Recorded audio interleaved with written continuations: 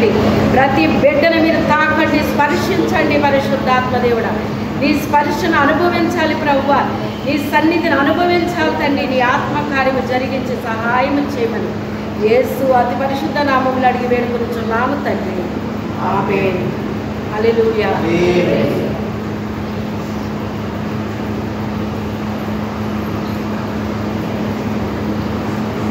నాకు ఇంటి దగ్గర చెప్పిన వాక్యం వేరు, ఇక్కడికి వచ్చిన తర్వాత ఈ వాక్యం చెప్పినప్పుడు ఈ వాక్యాన్ని చెప్పమని వెళ్ళి పరిశుద్ధాత్మ దేవుడు వాక్యం మార్చారండి.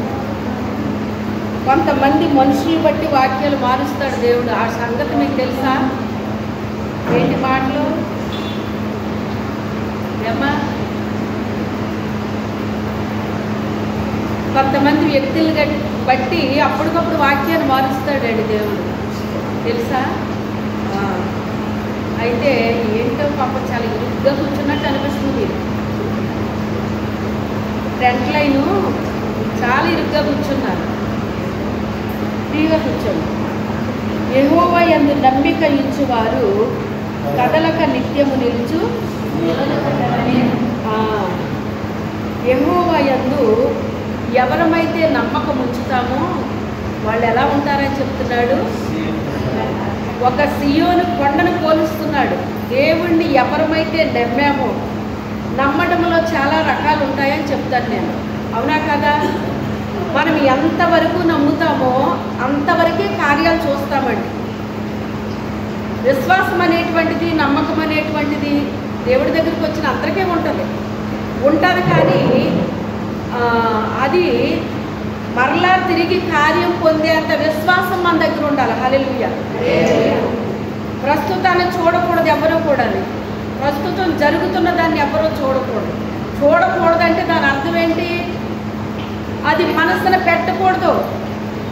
నా దేవుడు సృష్టికర్త, నన్ను నిర్మాణం చేసిన వాడు, నా తల్లి కడుపులో నన్ను వేసుకున్నాడు, నన్ను రక్షించాడు. అయితే నా రక్షకుడు, నా తండ్రి ఎవరు విడిచిపెట్టినా నా తండ్రి నన్ను విడిచిపెట్టాడో అనేటువంటి నమ్మకము, విశ్వాసము మనలో బలంగా ఉండాలండి. అది నేను చెప్పేది. అయితే ఇక్కడ మనల్ని ఏమని పోలుస్తున్నాడంటే, యెహోవా యందు నమ్మిక ఉంచువారు. యెహోవా యందు నమ్మిక ఉంచువారు. ఏమి నమ్మకం? ఏ విషయంలో నమ్మాలి దేవుణ్ణి? చెప్పండి, ఏ విషయంలో నమ్మాలి? అన్ని విషయాల్లో నమ్మాలి. ఒక విషయంలో నమ్మి ఒక విషయంలో మానేయడం కాదు, అన్ని విషయాల్లో నమ్మాలి మనం ఆయన్ని. అంటే ఆయన నోట నుంచి వచ్చే ప్రతి మాటని మనం ఏం చేయాలి? నమ్మాలి. అంటే గట్టిగా పట్టుకోవాలన్నమాట. దేవుడు మనకిచ్చిన వాక్కుని, తన వాక్కుని పంపి వారిని బాగు చేసెను అని వాక్యం సెలవిస్తుంది. అంటే కొన్నిసార్లు మన పరిస్థితుల్ని ఏం చేస్తాడంట ఆయన? తన వాక్యము ద్వారా మనల్ని బాగు చేస్తాడంట. ఒక నూతనమైంది నిర్మాణము జరగాలి అంటే పాతది పోవాలండి. ఎవరు చెప్పారు హల్లెలూయా అంటే? మిగతా వాళ్ళకి వినపడలేదా? ఒక నూతనమైంది నిర్మాణం జరగాలంటే, ఒక గొప్పది నిర్మాణం జరగాలంటే మొదట పాతది తీసేస్తారు, అవునా కాదా? ఒక కొత్త ఇల్లు మనం కట్టుకోవాలనుకున్నప్పుడు పాత ఇల్లు ఉందండి అక్కడ. ఆ పాత ఇల్లుని బేస్ చేసుకుని కడతామా మనం?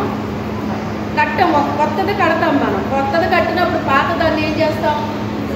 ఖాళీ చేసేస్తాం. మొత్తం అంతా కూడా ఖాళీ చేసేస్తాం. చాలామంది పాతవి వాడరు ఇంకా కొత్తదానికి, అవునా కాదా? కలిసి వస్తాయి కొన్ని అని అనుకోవచ్చు, కానీ ఇంచుమించుగా చాలామంది కొత్త ఇంటికి పాతవి వాడరు. అయితే అయింది అప్పు, కొత్తదే పెట్టుకుందాం, కొత్తదే చేసుకుందామని అనుకుంటారండి. అలాగా దేవుడు మనకి ఒక మాట చెప్పాడు అంటే దాన్ని ఏం చేయాలంటే ఆ వాగ్దానాన్ని మనం గట్టిగా పట్టుకోవాలి. పట్టుకుంటేనే మనం ముందుకు వెళ్ళిపోతాం. హల్లెలూయా.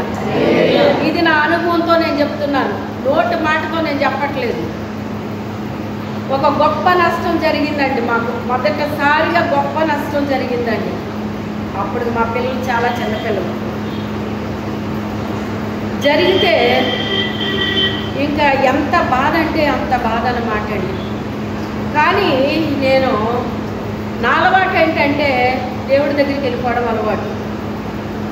అసలు ఇది ఎందుకు జరిగింది ప్రభువా, నువ్వు ఎందుకు అనుమతించావు ఇలా జరగడానికి? దేవుని యందు నమ్మకం ఉంచిన వారికి ఏది పడితే అది జరగదండి. దేవుని అనుమతితో జరుగుతాయి తప్ప దేవుని అనుమతి లేకుండా ఏది కూడా జరగదు, జరగనివ్వడాయి. అయితే ఇంత నష్టం మేము ఎందుకు అనుభవించాల్సి వచ్చింది అని చెప్పేసి, ఆ నష్టం ఎందుకు జరిగిందో నాకు తెలుసు, కానీ దేవుని మాట కూడా నేను వినాలి. కొన్ని విషయాలు మనకు అర్థమైపోతాయి, ఈ నష్టం ఎందుకు వచ్చిందో మనకు అర్థమైపోద్ది. కానీ ఎక్కడి నుంచి వస్తే మనకు అది స్టాంపు, దేవుడి దగ్గర నుంచి రావాలి ఆ మాట. అప్పుడు ఏడుస్తున్నాను, కానీ పెద్ద దుఃఖమని అనుకోకూడదు, దాన్ని పెద్ద దుఃఖపడిపోవట్లేదు నేను. అందరూ అయితే అయ్యో ఇలాగైంది అని బాధపడిపోతున్నారండి, బాధపడిపోతున్నారు. అవతలకి వెళ్ళి క్రైస్తవులు, ముఖ్యంగా క్రైస్తవులు అండి, అవతలకి వెళ్ళి మా భలే జరిగింది వీళ్ళకే అని నవ్వుకుంటున్నారంట. ఆ విషయం నాకు తెలియదు, ప్రభు చూపించారు నాకు. ఏ వ్యక్తులు నవ్వుకుంటున్నారో కూడా చూపించాడు దేవుడు నాకు. అయితే ఏంటి వీళ్ళ మా దగ్గరికి వచ్చి ఎంత ఓదార్పు మాటలు చెప్పి బయటికి వెళ్ళి ఎలా నవ్వుకుంటున్నారా పోనీలు అనేసి, వీళ్ళకి ఎంతవరకే తెలుసు. వాళ్ళు నవ్వుకుంటున్నారంటే వాళ్ళకే తెలిసిన వాళ్ళు అయితే నవ్వుతారా? నవ్వరు. వీళ్ళకి ఎంతవరకే తెలుసు నా దేవుడు ఎంత బలమైన వాడో, ఎంత శక్తి కలిగిన వాడో నాకు తెలుసు, నాకు తెలుసు అని ఆ ప్రజల దగ్గరికి వెళ్ళి నేను మాట్లాడుతున్నాను. కలలో, నిజంగా కాదు, కలలో మాట్లాడుతున్నాను. మా ఎదురుకుండా అయ్యో ఇంత నష్టం జరిగిందా అని అంటున్నారు. తర్వాత ఇలాగా జరిగిందని మాతో మంచిగా బాధపడిపోతున్నట్టు మాట్లాడుతున్నారు. తర్వాత అందరూ కూడుకుని మా భలే జరిగిందని నవ్వుకుంటున్నారు. కానీ ఒక్కటి చెప్తున్నారు వినండి అని, మా గురించి ఎవరు చెప్పుకుని నవ్వుతున్నారో ఆ గ్రూప్ అంతా అక్కడ కూర్చుని ఉన్నారన్నమాట. మా ఇంటి ఎదురుగా వాళ్ళ ఇంటి దగ్గర కూర్చున్నారన్నమాట. కూర్చొని మీకు తెలుసు పల్లెటూరులో ఇప్పుడే తక్కువే కానండి, అప్పుడు ఎక్కువ ఒక ఇంటి దగ్గరికి చేరిపోయి కూర్చోవడం, ఆ ఇంటి గొడవ ఈ ఇంటి గొడవ ఇవన్నీ చెప్పుకోవడం, ఆ తర్వాత గొడవలు వచ్చేయటం, దెబ్బలాడుకోవడం, ఎంత స్టోరీలు ఉండేయండి. మీకు ఏమైనా గుర్తున్నాయి ఇలాంటివి? ఇలా ఉండేది. అప్పుడు అక్కడికి వెళ్ళి నేను అంటున్నాను, మా ఎదురికి ఇలా చెప్తున్నారు, వెనకాల వాళ్ళు నవ్వుకుంటున్నారు. కానీ ఒక్కడు చెప్తున్నాను వినండి, నా దేవుడు, నేను నమ్ముకున్న దేవుడు ఆయన మనిషి కాదు, ఆయన దేవుడు, ఆయన దేవుడు. కానీ ఒక నష్టం అనేటువంటిది జరిగింది. కానీ నిజముగా దేవుడు నన్ను దీవించాలి, ఆశీర్వదించాలి అనుకుంటే కనుక ఆయన మరో రూపంలో నన్ను దీవించగలడో, ఆశీర్వదించగలడో ఒక సవాలకరంగా చెప్పారు ఆ కళలోనే. ఎవరిని బట్టిది? యెహోవా యందు నమ్మకం ఉంచిన వారు చెప్పాల్సిన మాట ఇది. నువ్వు దేవుడిని నమ్మావు రైతే, ఎంతవరకు నమ్మావు, ఎంతవరకు నువ్వు విశ్వాసం ఉంచావు? అప్పుడు దేవుడు ఎందుకు ఈ నష్టం జరిగింది ప్రభు అని, నష్టం ఎందుకు జరిగిందో నాకు తెలుసు. అయినా మళ్ళీ నేను అడిగాను ఆయన నోట్లోంచి వినాలని. ఇదమ్మా సంగతి అని చెప్పాడు ఆయన. ఓకే ప్రభు అన్నాను. మళ్ళీ నా కంటిలోంచి కన్నీరు సుఖ రాలేదు. చెప్పేశాడు కదా ఆయన, ఇంకా విషయం చెప్పేశాడు కదండి, అది మనం రిపీట్ చేయకుండా ఉండాలంతే. అయితే ఇంకా తర్వాత నేను మౌనమైపోయిన ఇక దాని గురించి నాకు అసలు తలంపు కూడా ఇంకా లేదన్నమాట. అయ్యో ఇలాగంట కదమ్మా అని మమ్మల్ని వీళ్ళు ఎలా ఉంటారంటే మనుషులు, లాజరు ఉన్నాడు కదా, లాజరు కురుకులతో నిండిపోయాడు కదా, ఆడు కురుకులతో నిండిపోయి ఆడు బాధపడుతుంటే కుక్కలు వచ్చి ఏం చేస్తున్నాయి అంటండి, గాయం అయితే మనకి నొప్పి వస్తుందండి. దాన్ని మళ్ళీ మనం ఏమైనా రఫ్ చేసామనుకోండి, లేకపోతే ఏదైనా తగిలింది అనుకోండి, ఎలా ఉంటుందండి? మొదటి దానికంటే రెండోది ఎక్కువైపోతుంది మనకు. మొదట తగిలిందే మనకు బాధ, కానీ అది రేగిందంటే ఎలా ఉంటుందండి? మీకు అందరికి అనుభవాలు ఉంటాయి. అందరూ పడ్డవాళ్ళే, తగిలించుకున్న వాళ్ళే, మార్చుకున్న వాళ్ళే. ఎప్పటికే జరుగుతూనే ఉంటుంది తెలుసుకోవచ్చు. అలా ఉంటుంది అన్నమాట. మనుషులు వచ్చి మనకి ఏమీ చెయ్యక్కర్లేదు, కానీ వాళ్ళ మాటలతో బాధ పెట్టేస్తారు మిమ్మల్ని. అయ్యో ఇలాగంట కదా, అయ్యో అలాగంట కదా, నువ్వు మర్చిపోయావు. ఎందుకు నువ్వు మర్చిపోయావు అంటే దేవుని యందు ఏం చేసావు? నమ్మకం ఉంచావు. నా దేవుడు మరలా తిరిగి నన్ను దీవించాలనుకుంటే, ఆశీర్వదించాలనుకుంటే, నా దేవుడు మరలా తిరిగి నన్ను లేవనెత్తగలడు. ఈ రూపంలో ఇలా జరిగిన మరొక రూపంలో దేవుడు నాకు సహాయము చేయగలడు. ఈ మాటను పట్టుకోండి మీరు ఈరోజు. నష్టపోయినా ఈ మాటను బలంగా పట్టుకోండి. అయితే నాకున్న విశ్వాసం వేరు, మా వారికి ఉన్న విశ్వాసం వేరు. ఇప్పుడు చెప్తున్నారు మీకు, ఆ యొక్క పరిస్థితిని తట్టుకోలేక ఆయన ఆత్మహత్య చేసుకోవడానికి రెడీ అయ్యారు. ఇద్దరం కలిసి మేము ఊరెళ్ళి వస్తున్నామండి. వస్తుంటే ఇంకా గోపవరం రాలేదనుకుంటా, గోపవరం రాలేదు, ఇంకా రాజమండ్రి బస్సులో వస్తున్నాం మేము. అప్పటికి ఇన్ని బస్సులు ఉండి కాదు. వస్తుంటే ఆయన ఒక్కొక్కటి తీసి నా చేతిలో పెడుతున్నారు. ఇద్దరు పక్కనే కూర్చున్నాం. చైన్ తీసి ఇచ్చారు. ఎందుకు అంటే వేసుకో అన్నారు. ఇది నేను వేసుకోవడం ఏంటి అంటే వేసుకో అన్నారు. మళ్ళీ కాసేపు ఉండి చేతి వాచి తీసి ఇచ్చారు. ఎందుకు అంటే బ్యాగ్లో పెట్టు అంటారు. ఇదేంటి ఎందుకు పెట్టాలో అంటే, ఇదికెళ్ళా తీసుకోవచ్చు కదా, ఇప్పుడు ఎందుకు తీసుకోవడం అంటే, పర్వాలేదు ఉంచోని. అలాగే తన దగ్గర ఉన్నాయి వాచి, చైను, ఉంగరం, తన దగ్గర ఉన్న మనీ, ఇవన్నీ తీసి నాకు ఇస్తున్నారన్నమాట.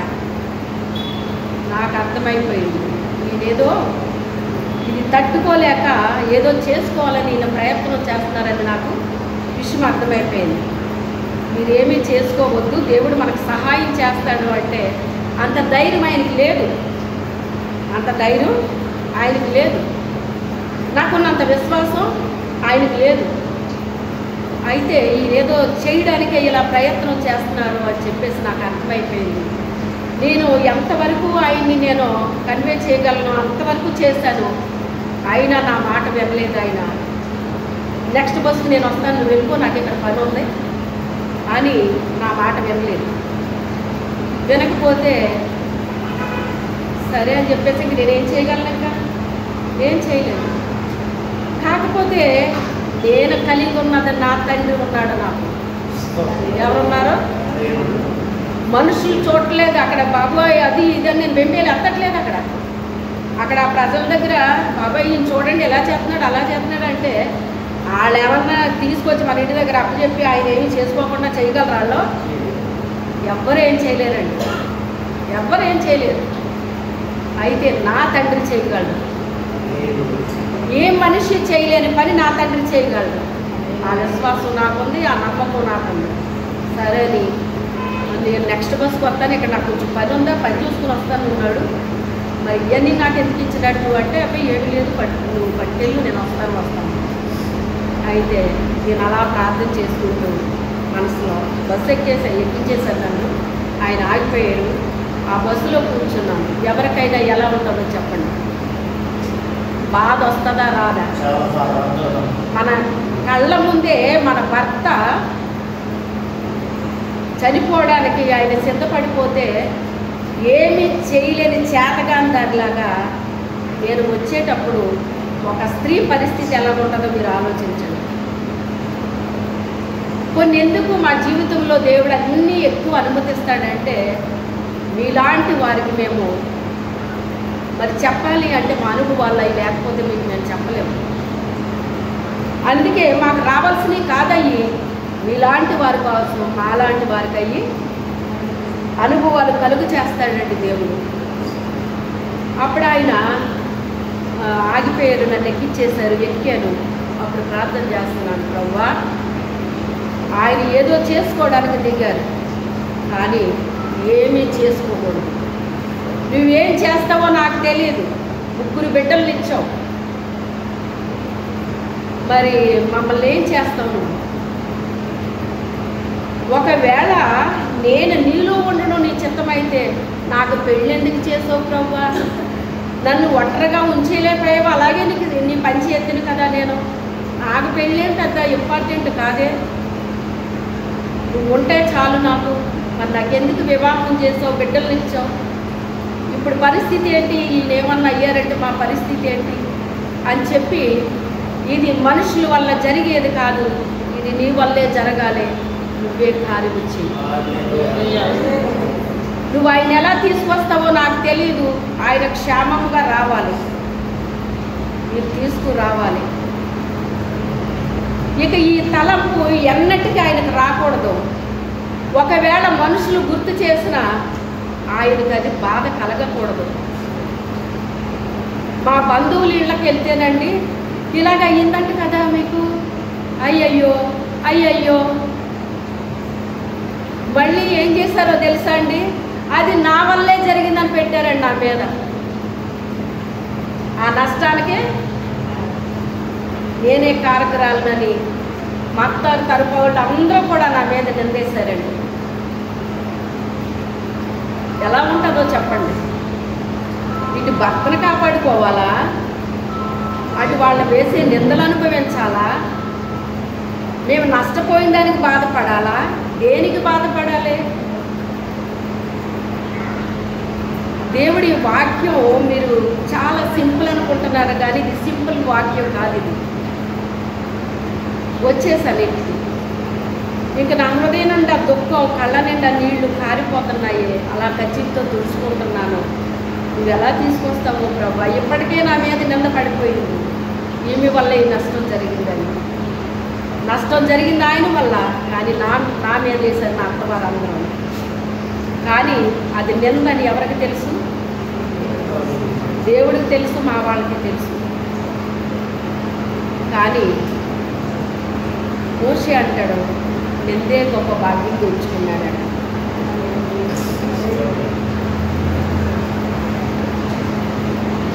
వచ్చేసాను, ఇంటికి వచ్చేసాను. తర్వాత ఆయన ఇంటికి వచ్చేసాను.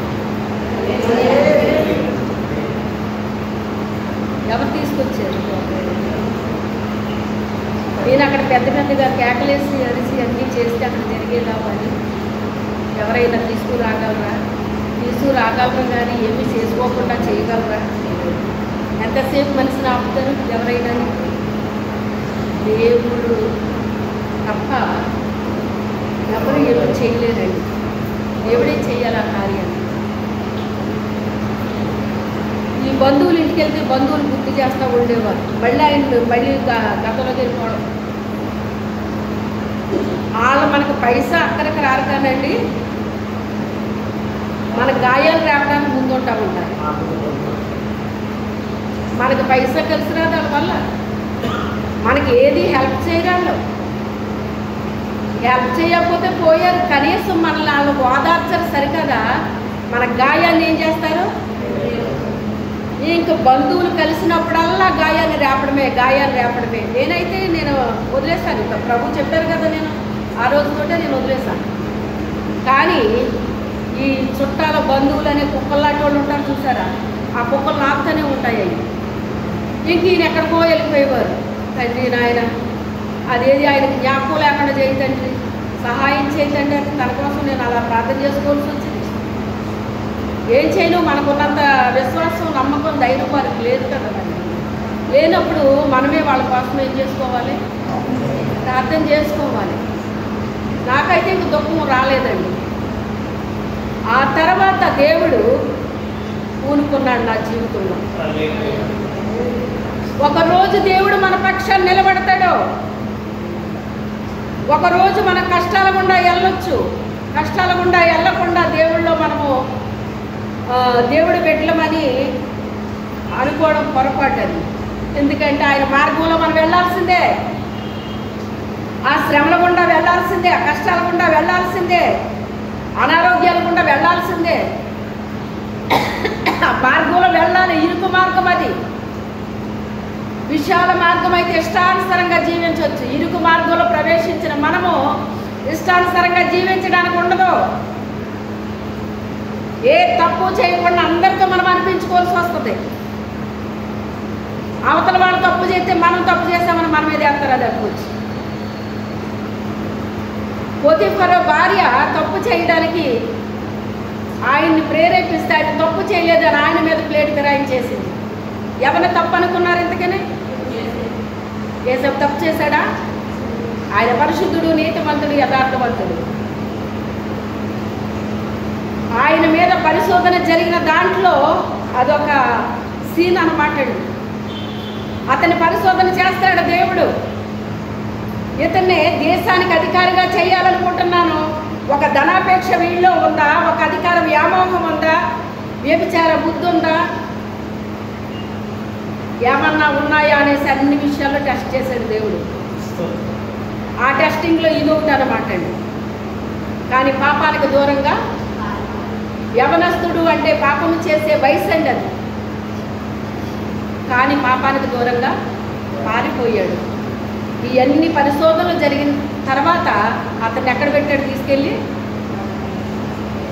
ఆ దేశానికి అధికారం చేసేసాడు దేవుడు. ఆ దేశానికి అధికారి కాదు, ఇతర దేశాలకి కూడా ఆహారం పెట్టే స్థితిలో పెట్టేశాడు దేవుడు అతన్ని. అతనికి జ్ఞానం ఇచ్చాడు. సమయస్ఫూర్తి, జ్ఞానము, ఇవన్నీ వివేకము అన్నీ ఇచ్చేసాడు దేవుడు అతనికి. లేకపోతే అంత సామర్థ్యం ఎలా వస్తుంది అతనికి? కొన్ని కష్టాలు మనం అనుభవించకపోతే కష్టం అంటే ఏంటో మనకు ఎలా తెలుస్తుంది? మీ జీవితాల్లో మీరు కష్టాల గుండా వెళ్ళినప్పుడు నాకు ఎందుకు అర్థమవుతుంది? అమ్మగారికి ఏం తెలుసు అనుకుంటారు మీరు. నన్ను చూసిన వాళ్ళు అనుకుంటారు ఈవిడికి ఏంటండి అనుకుంటారు. నా దేవుడు ఎంటర్ అయిన తర్వాత ఆయన స్టెప్ బై స్టెప్ నన్ను దీవించడం ప్రారంభించాడు.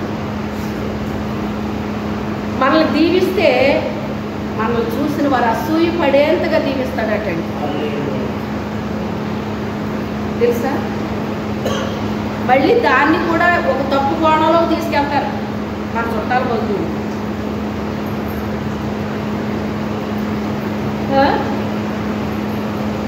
వీళ్ళకేంటండి లోటు? ఆ లోటులో ఉన్నప్పుడు ఏమన్నా నువ్వు చేసావా సహాయం? వాళ్ళు ఏమన్నా మనకు సహాయం చేస్తారండి? రూపాయి పెట్టరు. మాట్లాడమంటే మాత్రం వర్షంలా కుమ్మరిస్తారు మన మీద. కానీ నా దేవుడు అంచెలంచెలుగా దీవించడం ప్రారంభించాడు.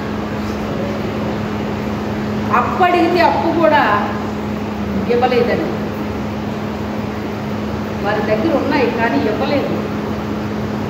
కానీ వారు ఇవ్వకపోయినా నా దేవుడు నాకు సహాయము చేశాడు. ఏ సమస్య వచ్చినా గదిలోకి వెళ్ళడం, మోకాళ్ళు వేయడం, నా తండ్రి వైపు చేతులు ఎత్తడం, ఆయన దగ్గరే నా హృదయాన్ని కుమ్మరించడం. ఇంకెక్కడ నేను కనీసం మా అమ్మ దగ్గర, మా నాన్న దగ్గర కూడా నేనేం ఎవరి దగ్గర చెప్పేదాన్ని కాదండి. వాళ్ళ ప్రేమగానే చూసేవారు. అయినా వాళ్ళ దగ్గర చెప్పడం నాకు ఇష్టం లేదు. ఎందుకంటే నా పరలోక తండ్రి ఉన్నాడు నాకు. నా తండ్రి పరలోక మహదైశ్వర్యము కలిగిన దేవుడు. ఆయన నాకేదైనా చేయగలిగిన తండ్రి. ఇక ఇది అది అని ఏనాడు నేను నా తండ్రిని అడగలేదు. నా తండ్రి కోసం నేను ఏం చెయ్యాలి ఇదే ఆలోచనతో నేను ఉన్నాను. అందుకే నాకు ఏం చెయ్యాలో ఆయన చేశాడండి.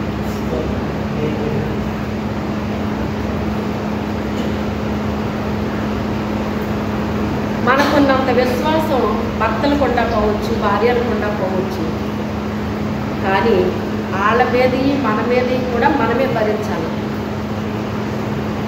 తెలుసా? మనమే భరించాలి. ఎందుకని? మనకున్నంత విశ్వాసం వాళ్ళకి లేదు, మనకున్నంత నమ్మకం వాళ్ళకి లేదు. అందుకే ఏది పడ్డా మన మీదే పడుతుంది. వచ్చి మనది తప్పు కాకపోయినా మన మీదే వేస్తారా, తప్పు మన మీదే వేస్తారా లేదా? అనేక పరిస్థితులు గుండా దేవుడు నన్ను నడిపించాడు.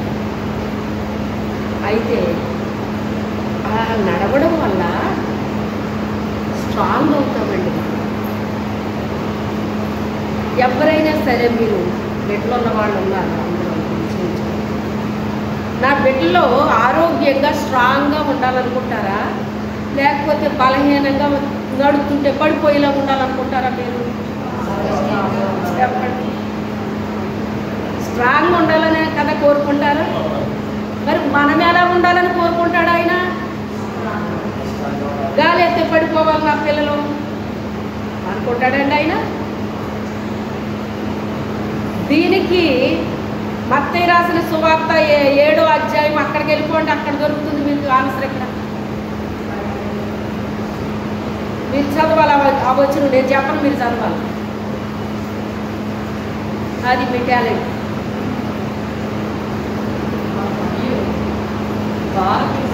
కాబట్టి నా మాటలు విని వాడు చెప్పులు చేయ ప్రతి వాడు బండ మీద తన ఇల్లు కట్టుకోవడం బుద్ధిమంతుని కోరి. అది చదవమ్మా. వారు కురిసెను, వరదలు వచ్చాను, గాలి విసిరి ఆ ఇంటి మీద కొట్టెను, కానీ దాని పునాది బండ మీద వేయబడిన కనుక అది పడలేదు. మనం పునాది ఎక్కడ వేసుకోవాలి? క్రీస్తు అనే బండ మీద వేసుకోవాలి పునాది. క్రీస్తు అనే బండ మీద మనం పునాది వేసుకుంటే వానలు వస్తాయి, వరదలు వస్తాయి, ఆ ఇంటి మీద గాలి విసిరి ఆ ఇంటి మీద కొట్టెను, కానీ దాని పునాది బండ మీద వేయబడేను. మరి గాలి మాటలు వచ్చి మనం పడిపోయేలా చేయవా? చెప్పండి. గాలి వచ్చి కొట్టదా? గాలి మాటలు. గాలి మాటలు అంటే ఏంటి? ఏంటమ్మా? మేలు మాటలు. గాలి మాటలు అంటే ఏంటి?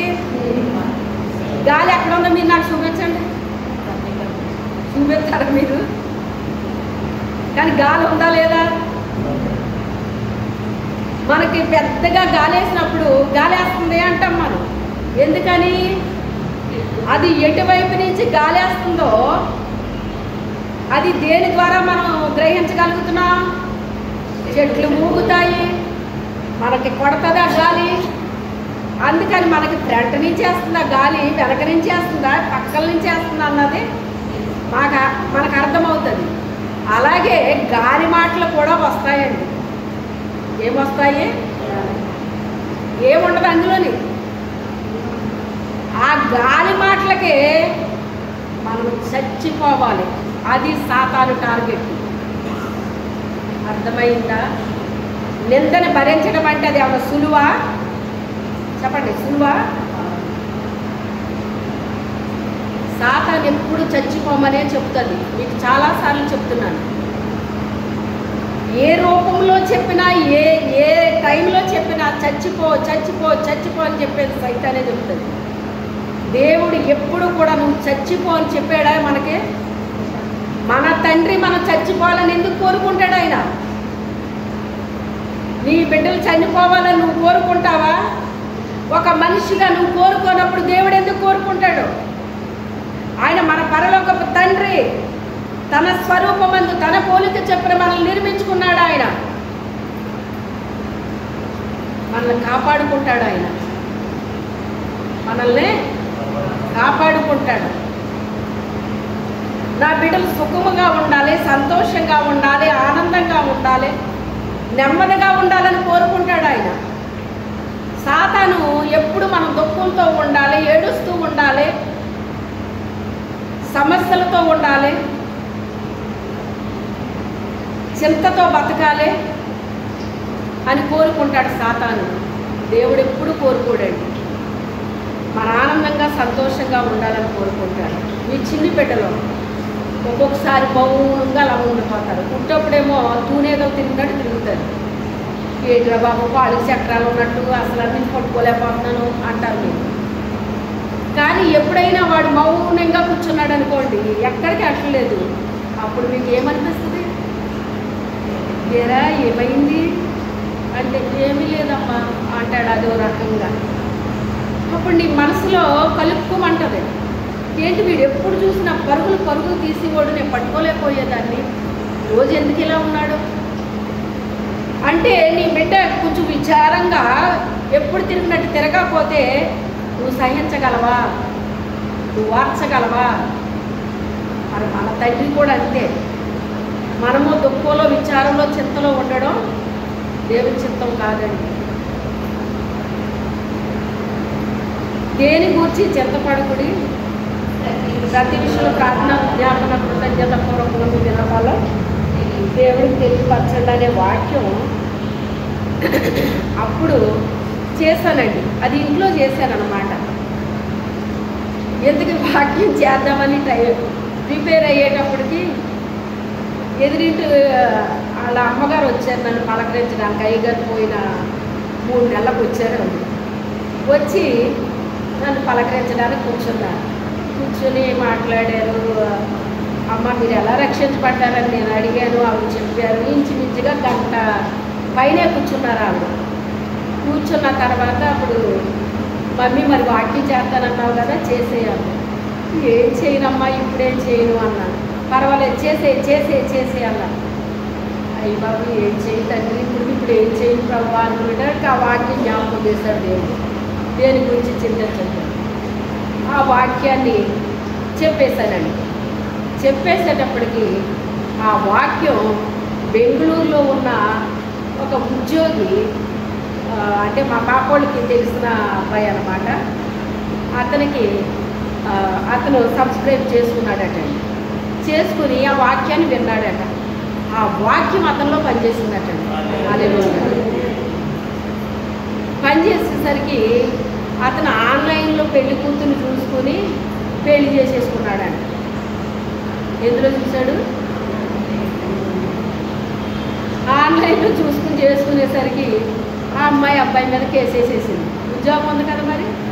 ఆ అమ్మాయి ఏంటంటే భోగాలంటండి వాళ్ళు. మీకు తెలుసు భోగాలంటే ఎలా ఉంటారు తెలుసా? బాగోళ్ళు అంటారు కదండి, అది వాళ్ళు అన్నమాట. ఈ అబ్బాయికి తెలియదు. ఇందులో చూసుకున్నాడో బాగానే ఉంది, చేసేసుకున్నాడు. ఆ అమ్మాయికి వేసేసేసి చివరికి మొత్తం మీద ఆ అమ్మాయికి వెల చెల్లించుకున్నాడండి. వెల చెల్లించుకునే తర్వాత నేను వెళ్ళాను, బెంగళూరు వెళ్తే వచ్చాడండి ఆ అబ్బాయి. వచ్చి ఆంటీ గారు మీకు వందనాలండి, మీరు పెట్టిన వాక్యం నాకు చాలా పనిచేసిందమ్మా. అప్పుడు నిజంగా చాలా దుఃఖంలో ఉన్నాను నేను. ఆ వాక్యం విన్న తర్వాత నాకు చాలా బలపడ్డాను, చాలా ధైర్యం వచ్చింది నాకు అని చెప్పేసి, ప్రార్థన చేయండి ఆంటీ గారు, మళ్ళీ నేను వివాహం చేసుకోవాలనుకుంటున్నాను అని చెప్పేసి ప్రార్థన చేయించుకునేసరికి మంచి పెట్టి వస్తుంది బాబు, అంటే క్రైస్తవుడేనా కదా మరి, మంచి పెట్టే అయితే మంచి పెట్టినే ఇస్తాడులే దేవుడు, ఒకసారి నష్టపోయావు కదా, ఇంత నష్టపోలేవాళ్ళే, మంచి పెట్టే వస్తుందిలే అని చెప్పేసి ప్రార్థన చేసేటప్పటికి మొత్తం మీద దేవుడు నాకే చూపించాడు అన్నమాట. అది ఏ సన్నగారో ఆ మీటింగ్లోంచి ఒక అమ్మాయి పెళ్లి కుమార్తెగా అలంకరించుకుని వస్తుందన్నమాట అండి. ఏంటి ఇలా వచ్చింది ఏంటి అనుకునేసరికి, ఇలాగ పలానా అబ్బాయికి మ్యారేజ్ మమ్మీ అని చెప్పేసి మా పాప చెప్పింది. అలాగమ్మా అన్నాను. అంటే నాకు రాత్రి ఇలా కల వచ్చింది, ఇదే గోగోలు అయితేని. నిజంగానే ఏ సన్నగారు మినిస్ట్రీలో అమ్మాయి అన్నమాట అండి. ఇక్కడ అమ్మాయి కాదు కానీ అక్కడ అమ్మాయి. అయితే అమ్మాయి మంచిదేనమ్మా, ఇలాగ నాకు దేవుడు చూపించారు అని చెప్పేసి అన్నాడు. మొత్తం మీద అమ్మాయితో మ్యారేజ్ అయింది. ఆ మ్యారేజ్కి నన్ను కూడా రమ్మని అంటే కరెక్ట్గా ఆ ముందే మేము ఇక్కడికి రిజర్వేషన్ అయిపోయింది, మాకు ముందు అయిపోయింది అనమాట అండి ఇక్కడికి రావడానికి. అయ్యో ఇక్కడ ఉంటే మరి వచ్చేవాళ్ళం కానీ అమ్మాయి ఏమనుకోకు, రిజర్వేషన్ అయిపోయింది అని చెప్పి మరి మన అయ్యగారి కార్యక్రమం ఏదో ఉన్నప్పుడు వచ్చేసామన్నమాట. వచ్చేసేటప్పటికి ఆ తర్వాత వివాహం అయిపోయింది. తర్వాత ఆ అమ్మాయి తీసుకుని మేము వెళ్ళిన తర్వాత ఇలా భోజనానికి పిలిచి గిఫ్ట్ ఇచ్చారనమాట. అప్పుడు అమ్మాయి చాలా బాగుందన్నమాట అండి, చాలా బాగుంది, నాతో కలిసిపోయింది. అది విచిత్రం ఏంటో కానీ కలిసిపోతారు నాతో. కలిసిపోయి చాలా ఫ్రీగా మాట్లాడింది. ఏ వండుకొచ్చి ఆ అమ్మాయి చేతితో మరీ వడ్డించింది నాకు. ఆ రీతిగా వాళ్ళకి వివాహం అయిపోయింది, 2 పిల్లలు పుట్టారు. కార్యం చేశాడు దేవుడు. చూసారా, ఆ అబ్బాయి డిప్రెషన్లోకి వెళ్ళాడు కాదని అంటలా, కానీ దేవుడు తనని బయటకు తీసుకొచ్చాడు. ఈ రీతిగా దేవుడు జరిగించాడు. అంటే మనం దేవుణ్ణి కలిగి ఉన్నాం కదా, దేవుణ్ణి నమ్మాం కదా అని చెప్పేసి మనకి రావని ఎప్పుడూ అనుకోకండి. లోకస్తులకి ఎలాగొస్తాయో మనకు ఎలాగొస్తుందండి. ఏమండి, తుఫాన్ వస్తుందండి. తుఫాన్ వచ్చినప్పుడు ఎలాగొస్తుంది? ఒక ఇంటికి వచ్చి ఒక ఇంటికి మారేస్తుందా? మీరు చూస్తున్నారు కదా, తుఫానులు వచ్చి వరదలు వచ్చి ఊళ్ళు కొట్టుకుపోతున్నాయని చెప్తున్నారు. ఇప్పుడు ఒకప్పుడు ఇళ్ళు కొట్టుకుపోయి ఇప్పుడు ఏమో ఎంతవరకు వచ్చేసింది? ఇప్పుడు ఊర్లే కొట్టుకుపోతున్నాయి అంటున్నారండి. ఆ మధ్యకాలంలో ఒక్క క్రైస్తవుడి ఇల్లు మాత్రమే ఉంది అన్నారు.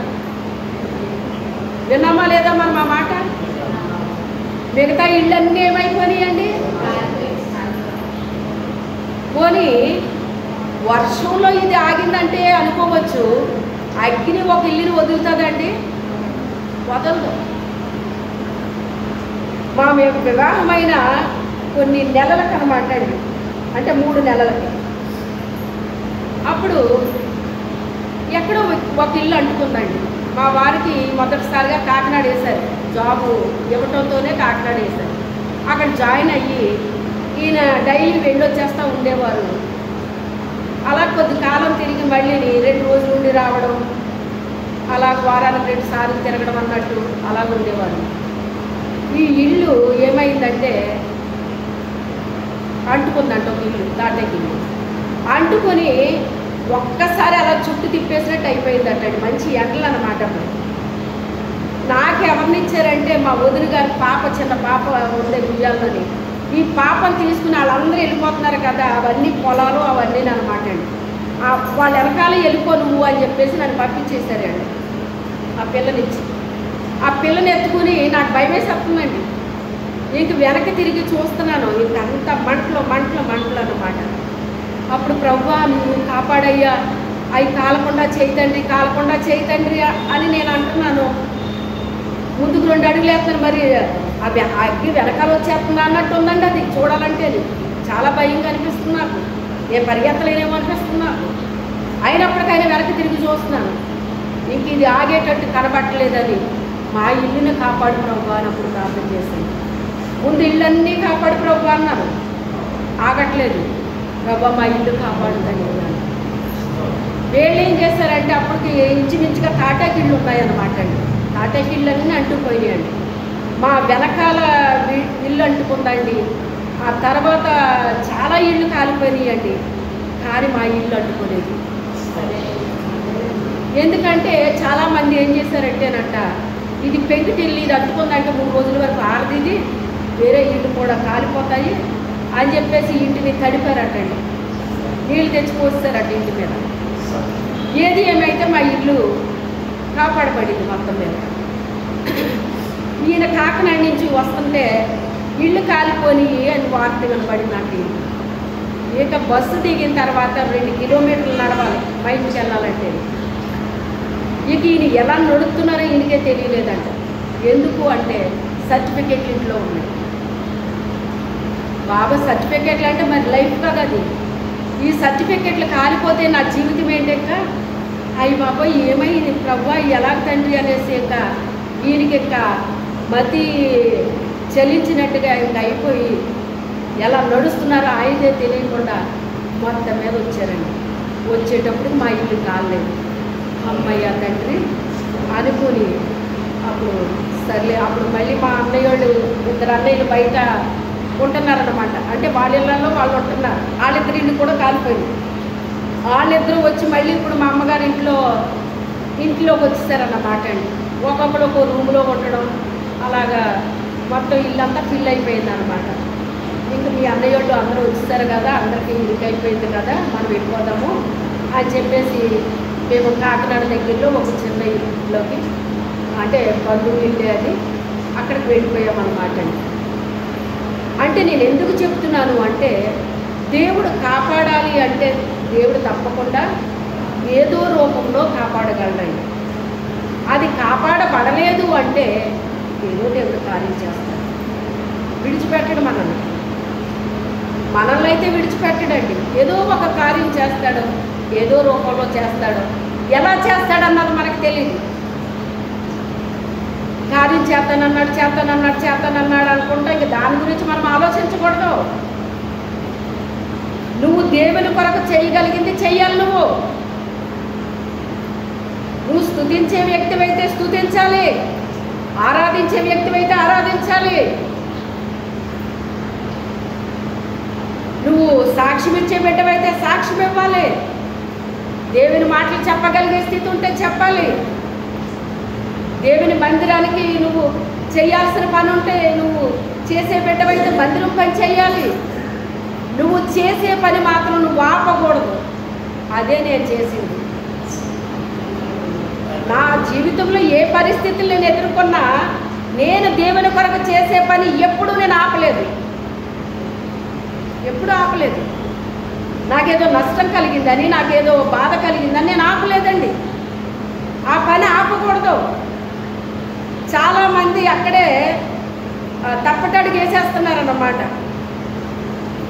మిమ్మల్ని బహుగా దీవిస్తే నిర్లక్ష్యం చేస్తున్నారు, నష్టం వస్తే నిర్లక్ష్యం చేస్తున్నారు. అలా చేయకూడదు. దేవుని పని నేను ఎప్పుడు ఆపలేదు. నేను ఎప్పుడు ఎలా చేశానో అంతగా మించిన పని చేసుకుంటూ వచ్చాను తప్ప నేను ఎప్పుడు ఒకే స్టేజ్లో ఉండిపోలేదు. అది బుర్రలో పెట్టుకోలేదు కూడా. నేను బుర్రలో పెట్టుకోకూడదు అసలు. మనం దాన్నే చింత అంటారు. ఒక నష్టం జరిగినప్పుడు దాన్ని మనకి చింత రూపంలో పెడతాడు సాతానుడు. దేవుడు పెట్టడం, దేవుడు దాన్ని డిలీట్ చేస్తాడు. ఒకవేళ నువ్వు మర్చిపోలేకపోతే నువ్వు చేయాల్సింది ఏంటో చెప్పనా, రవ్వ ఈ పరిస్థితి నేను మర్చిపోలేకపోతున్నాను. సాతానుడు నీకు పదే గుర్తు చేస్తూ ఉంటాడు. యోబుని జ్ఞాపకం చేసుకో. యోబుకి సర్వం పోయింది. దేవుని విడిచిపెట్టాడా అండి? నీ యథార్థతను విడిచిపెట్టి చచ్చిపో అన్నదే భార్య. విడిచిపెట్టాడండి? వెళ్ళిపోయింది. అన్నీ ఉంటే, సౌకర్యాలు ఉంటే ఉన్నదామె, ఏది లేకపోతే వెళ్ళిపోయింది. మళ్ళీ అతను రెండింతలుగా ఆశీర్వాదించబడ్డాడు అనేటప్పటికి మళ్ళీ పరిగెత్తుకొచ్చేసింది. పనికి మాలిందానా, నాకు బాగోనప్పుడు వెళ్ళిపోయి ఇప్పుడు వచ్చేసావా, అన్నీ వచ్చినాయి అని.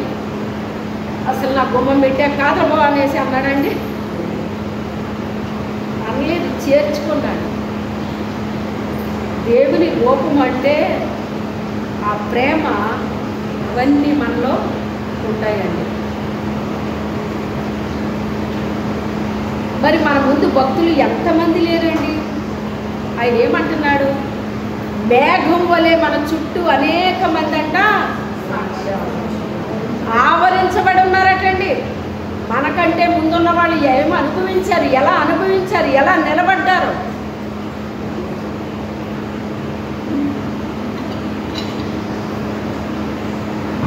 దేవుడు నిన్నేం చెయ్యాలనుకుంటున్నాడో అది నీ జీవితంలో జరగాలి కదా.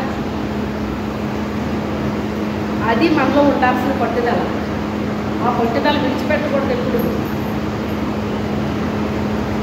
ఏమీ లేని ఒక ముసలావిడి, మీరు చూసారో లేదో కానీ, ఒక చెట్టు కింద నివాసం పెట్టుకుందండి. వృద్ధురాలు మళ్ళీ నాకు చూసారా ఎవరన్నానే ఈ సీను? అవన్నీ చెట్టుకి వేలాడ కట్టుకుందండి. ఆ సంచులు అవి ఇవి అన్నీ ఆ చెట్టుకి వేలాడ కట్టుకుని ఆ చెట్టు కిందే నివసిస్తూ, ఎవ్వరూ లేరు, భర్త లేడు, పిల్లలు లేరు, ఎవరు లేరు, వృద్ధురాలండి ఆమె. బతుకుతుందా లేదా మనిషి? హ్యాపీగా ఉందండి ఆ మనిషి. ఇంత వృద్ధురాలు కదా నువ్వు, మరి ఎలాగ ఇక్కడ ఉంటున్నావు ఏంటి అని ఆమె ఇంటర్వ్యూ చేస్తే, మరి వర్షం వచ్చినప్పుడు ఎక్కడ ఉంటున్నావు నువ్వు, ఎలాగని పరిస్థితి? ఆ నీడకి వెళ్తానమ్మా కాసేపు. వర్షం వచ్చినప్పుడు ఎక్కడికి వెళ్తుందంట? ఆ నీడకి వెళ్తానమ్మా, ఆ ఇంటి నీడ ఈ ఇంటి నీడకి వెళ్తాను కాసేపు, వర్షం తగ్గిపోయాక వచ్చేస్తానమ్మా. ఒక అన్యురాలికి లోపల ఏముంది? సంతోషం, సమాధానం. సంతోషాన్ని కొనుక్కుందాం అనుకుంటున్నారు ప్రజలు. దొరుకుతుందండి? డబ్బులు దొరుకుతుందా? సినిమా చూస్తే సంతోషం వస్తుందండి, మళ్ళీ తిరిగి వచ్చేటప్పుడు నీరసం వస్తుంది. వెళ్ళేటప్పుడు నాకు ఉత్సాహం, తిరిగి వచ్చేటప్పుడు ఉండదు. అందుకని మనుషులు సినిమా హాల్కి కూడా సరిగ్గా వెళ్ళలేకపోతున్నారని సాతానుగాడు ఎక్కడెట్టాడు? ఇంట్లో పెట్టాడు. ఇంట్లో పెడితే ఇంట్లో చూస్తున్నారు. మళ్ళీ ఆ ఇంట్లో ఎలాగొచ్చింది గొడవ? ముసలమ్మేమో సీరియల్ పెడతాడు, పిల్లోడేమో ఏం పెడతాడు? కార్టూన్లు పెడతారంట.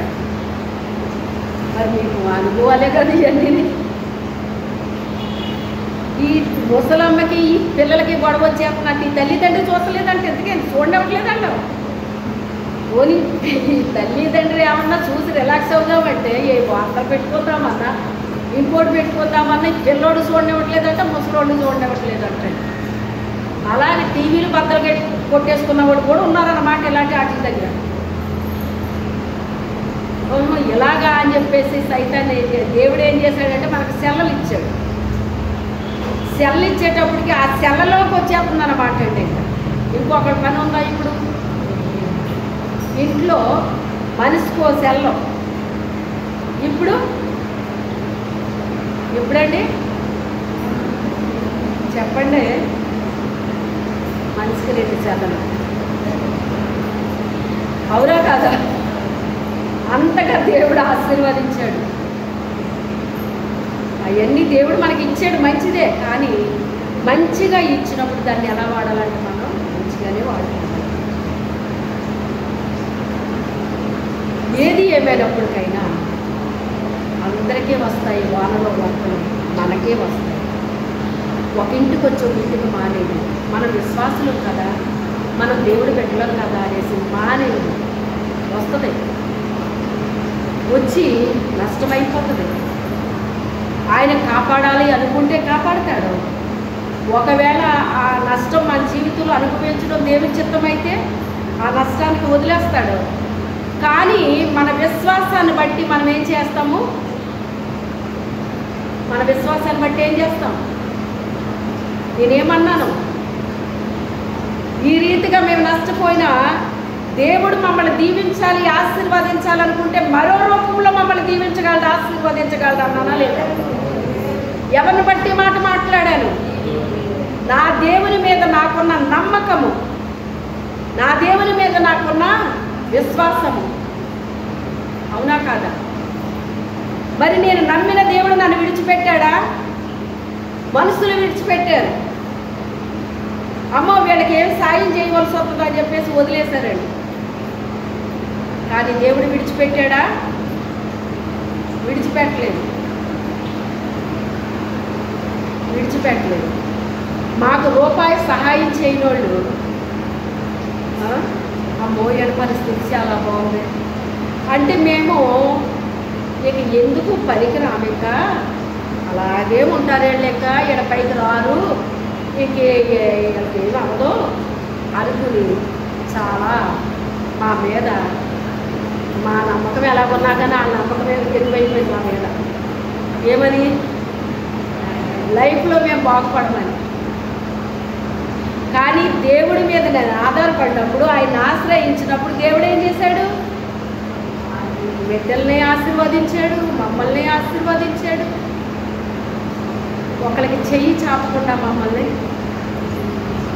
నేను అదే అడిగాను, ప్రభు ఒకరు చెయ్యి చాపి నా బిడ్డలో అడగకూడదు, ఎవరిది ఆశించకూడదు. ఒకళ్ళనొకళ్ళు వాళ్ళ అన్నదమ్ములైనా అక్కా చెల్లెళ్ళైనా ఒకళ్ళనొకళ్ళు వీళ్ళు ఆశించకూడదు. ప్రేమతో ఒకరికొకరు పెట్టుకుంటే తప్ప ఒకళ్ళనొకళ్ళు ఆశించకూడదు ప్రభు. ఆ రీతిగా చేయకండి. నా బిడ్డలు ఎవరిది ఆశించకూడదు. నువ్వు ఇచ్చిన దాంతో వాళ్ళ తృప్తిగా జీవించాలి తండ్రి. ఇలా ప్రతి పాయింట్ నేను పెట్టుకున్నానండి. ఎప్పటికీ నా పిల్లలు అది కావాలి, ఇది కావాలి, అది కావాలని ఎప్పుడు కోరికలు గుర్రాలై పరిగెట్టకండి. ఇచ్చిన దానితో తృప్తి పడతారన్నమాట. తృప్తి ఉండాలి మనలోని. మారు మనసు పొందుకున్న వ్యక్తి ఏముంటుంది? తృప్తి ఉంటుంది. మనకి ఇవ్వబడిన వస్త్రాన్ని బట్టి ప్రభు ఈ వస్త్రం ఇచ్చారు స్తోత్రము అని చెప్పుకుంటాం అన్నమాట. ఈరోజు నేను కట్టుకున్న చీర పాతే కానీ వేసుకున్న బ్లౌజ్ కొత్తది అనమాట. ప్రభు ఈ కొత్త బ్లౌజ్ ఇచ్చాను స్తోత్రం అని దేవుడికి వందనాలు చెప్పుకున్నాను. ఆయన ఏది ఇచ్చినా చెప్పుకుంటానండి. నాకు అలవాటు అది. ప్రతి దానికి చెప్పుకుంటాను నేను. ప్రతి విషయంలో కృతజ్ఞతాస్తుతులు చెల్లించుడి. ఎలాగో చేయుట దేవుని యొక్క చిత్తమై ఉన్నది. మనకి మేలు జరిగినా చెయ్యాలి, కృతజ్ఞతాస్తుతులు చెల్లించాలి. కీడు జరిగినా కూడా కృతజ్ఞతాస్తుతులు చెల్లించాలి. అదే బలమైన విశ్వాసం, స్థిరమైన విశ్వాసం, కదలని విశ్వాసం. అది సియోను కొండలాగా ఉంటుంది. అది ఆ కొండ మీదకి వచ్చి వానలు వచ్చినాయి, వరదలు వచ్చినాయి, గాలులు వీచాయి, తుఫాన్లు వచ్చినాయి. కొండ ఎప్పుడైనా పడిపోవటం మీరు చూసారా? కొండ పడిపోదు. అలా ఉండాలంట మన విశ్వాసం. ఎలా కోరుకుంటున్నాడు ఆయన? అలా ఉండాలని కోరుకుంటున్నాడు ఆయన. దేవుని మాట విని దాని చెప్పున చేయువాడు బుద్ధిమంతుడు అని చెప్తున్నాడు ఆయన. దేవుని మాట విని దాని చెప్పున చెయ్యాలి మనం. వాక్యం అంటే కేవలం వినేసి వదిలేయడానికి కాదు, విన్న దాని ప్రకారంగా మనం జీవించాలి. అలా చేసినప్పుడు అంటే వాడు ఎక్కడ కట్టుకున్నాడు ఇల్లు అంటున్నాడు? బండ మీద కట్టుకున్న బుద్ధిమంతుని పోలి ఉన్నాడు అని చెప్తున్నాడు. బుద్ధిమంతుడు ఎక్కడ కట్టుకున్నాడట అంటే ఏంటి? క్రీస్తు అనే బండ మీద మనం పునాది వేసుకోవాలి. ఇసుక మీద వేసాడంటే ఒకడు వెళ్ళి గాలి వేసి తుక్కుమని పడిపోయింది అంటాడు. అంటే ఏదన్నా జరిగేటప్పటికి ఏమైపోతారంట? లేవలేని స్థితి అయిపోద్దటండి. మన ద్వారా దేవునికి మహిమ రావాలి. కానీ ఏంటండి ఈ ధైర్యం ఎక్కడి నుంచి వచ్చింది వీళ్ళకే అని నిన్ను చూసి ఆశ్చర్యపోవాలి అవతలోళ్ళు. ఏంటి వీళ్ళ ధైర్యం ఏంటి? పలానా వాళ్ళు ఇలాగ అయిపోయారు, పలానా వాళ్ళు అలాగ అయిపోయారు, వీళ్ళు ఇలాగ ఉన్నారంటే ఏంటి? వీళ్ళకి ఉన్న ధైర్యం ఏంటి ఏంటి అని నిన్ను చూసి అందరూ కూడా ఏం చెయ్యాలి? ఇరుగు పొరుగు అన్యులు అందరూ కూడా ఆశ్చర్యపోవాలి. ఏంటి మన ధైర్యం? యెహోవాయే మన ధైర్యం, యేసయ్యే మన ధైర్యం, ఆయనే మా బలం, మన బలము. మంచి పాట ఉంటుంది, నా బలమంతా నీవేనయ్యా, నా బలమంతా నీవేనయ్యా, నా బలమా, నా కొండ, నా కోట, నా సమస్తమా, నాకు బలమైన ఆయనే, నాకు ఎత్తైన కొండ అయిన ఆయనే, ఓ కోట అయిన ఆయనే, బలమైన శృంగం ఆయనే, అన్నీ ఆయనే ఆయనే ఆయనే ఆయనే ఆయనే. ఆయన్ని నువ్వు చేసుకుంటే ఎన్ని దెబ్బలు నీకు తగిలినా పడిపోవదు. ఎన్ని దెబ్బలు తగిలినా పడిపోవదు. సాతాను ఇలాగలా కొట్టడండి. మన విశ్వాసంలో ఎప్పుడైతే నిలబడ్డామో అనేక రకాలుగా కొడతాడు మనల్ని. వాన దెబ్బ ఉంటుంది, వరద దెబ్బ ఉంటుంది, గాలి దెబ్బ ఉంటుంది. గాలికండి ఎప్పటి నుంచో ఉన్న చెట్టు నేలకే వచ్చబడిపోయిందండి. గాలి దెబ్బ. అది ఎంతో పెద్ద చెట్టు అది, కానీ ఏమైపోయింది? అది పడిపోయింది. వేళ్లతో సహా పెకలించి పడిపోయింది. కానీ దేవుని మీద ఆధారపడు. ఆయన మీద వేసుకొని పునాది. మనుషుల మీద వేసుకుంటే నువ్వు ఎక్కడున్నావు అక్కడే ఉంటావు, ఎక్కడున్న దొంగలు అక్కడే ఉండన్నట్టే కనపడతావు నువ్వు ఎప్పుడు చూసినాను. ఆయన మీద వేసుకోకు, నీ మీద వేసుకోకు, మనుషుల మీద వేసుకోకు. నీ మీద కూడా నువ్వు పునాది వేసుకోకు, మనుషుల మీద వేసుకోవద్దు. నేను కలిగి ఉన్న దేవుడు గొప్ప దేవుడు, సర్వశక్తి కలిగిన దేవుడు, నా తండ్రి ఆయన, నా తండ్రి నా తండ్రి నా తండ్రి. ఇది నీ మనసులో ఉండాల్సింది. ఆయన నీకు తండ్రి అయినప్పుడు నీకు భయం ఏంటి? ఆయన మనకు తండ్రి అయినప్పుడు భయం ఏంటి?